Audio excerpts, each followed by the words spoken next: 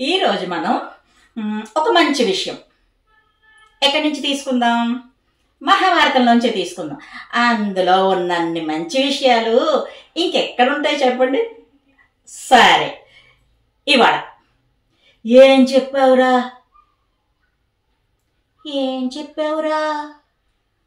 ఈ రెండింటి డిఫరెన్స్ కూడా మాడ్యులేషన్లో ఉంది. పెద్ద పెద్ద తుపాకులు, యుద్ధాలు ఇవేమీ అవసరం లేకుండా ఒక్క ఈ మాడ్యులేషన్ డిఫరెన్స్తో దుర్యోధనుణ్ణి కొట్టాడు ధర్మరాజు. పాండవులు అరణ్యవాసం చేస్తున్నారు, అవస్థలు పడుతున్నారు. మనం ఫుల్గా రాజభోగాలతో వెళ్ళి ఎంజాయ్ చేస్తూ వాళ్ళు జలస్ ఫీల్ అయ్యేలా చేద్దాం అని కర్ణుడు చెప్పాడు. దుర్యోధనుడేమో ఫ్రెండ్ చెప్పాడు కదా అని సరే అన్నాడు. పరివారంతో సహా పాండవులుండే చోటికి బయలుదేరారు. ఏనుగులు, గుర్రాలు, సంబరాలు, సంరంభాలు, హో ఒక్కటి కాదు. బాగా డబ్బున్నోళ్ళు పిక్నిక్ ప్లాన్ చేసుకొని వెళ్తే ఎలా ఉంటుందో అలా ఉంది అట్మాస్ఫియర్. అడవిలోకి ప్రవేశించాక ధర్మరాజు ఏదో యజ్ఞం చేస్తున్నాడని వీళ్ళకి తెలిసింది.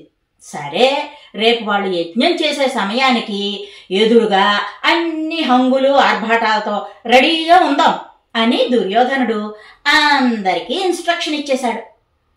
సరే, పాండవులు యజ్ఞం చేద్దాం అనుకున్న ప్లేసు చిత్రరథుడు అనేటటువంటి గంధర్వుడిది. దుర్యోధనుడు, అతని పరివారం ఆ యజ్ఞం చేసే ప్లేస్లో వెళ్ళి హడావుడి మొదలు పెట్టారు. వెంటనే చిత్రరథుడి పరివారం వచ్చి, ఒరే బాబు, ఇది మా ప్లేసు, ఇంకెక్కడికైనా వెళ్ళి ఆడుకోండి అమ్మా అన్నారు. వినలా. ఇంకా చిత్రరథుడి పరివారం ఈ దుర్యోధనుడి పరివారాన్ని ఎత్తుకుని వెళ్ళిపోవడం మొదలెట్టారు. అది తెలిసి ధర్మరాజు తన తమ్ముళ్ళని అర్జునుణ్ణి, భీముణ్ణి పిలిచి మన వాళ్ళని కాపాడండర్రా అని పంపించాడు. అన్నయ్య అంటే రెస్పెక్ట్ ఉంది కాబట్టి వాళ్ళిద్దరూ వెళ్ళి దుర్యోధనాదులందరినీ సేవ్ చేసి మళ్ళీ ధర్మరాజు దగ్గరికి తీసుకొచ్చారు.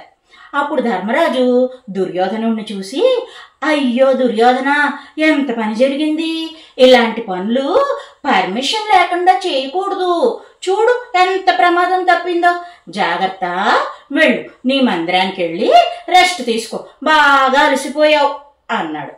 అంతే, దుర్యోధనుడికి లంప వాచినట్టు అయింది. ఇక్కడ పాయింట్ ఏంటంటే, మన బలగాన్నో తెలివినో చూపించే టైం వచ్చేదాకా వెయిట్ చేయాలి అంతే తప్ప ప్రతిసారి నేనే గ్రేటు అనుకుంటూ ఉంటే ఇలా దుర్యోధనుడిలాగా ఫీల్ అవ్వాల్సి వస్తుంది. సో టైమింగ్ మన డెస్టినీని డిసైడ్ చేస్తుంది. అంతేకాదు, ఇతరులను ఏడిపించాలని కంకణం కట్టుకున్నటువంటి కర్ణుడి లాంటి వాళ్ళ మాటలు వినకూడదు. ఓకే ఫ్రెండ్స్, మరో మంచి వీడియోతో మళ్ళీ మీ ముందుకు వస్తా. By bye friends.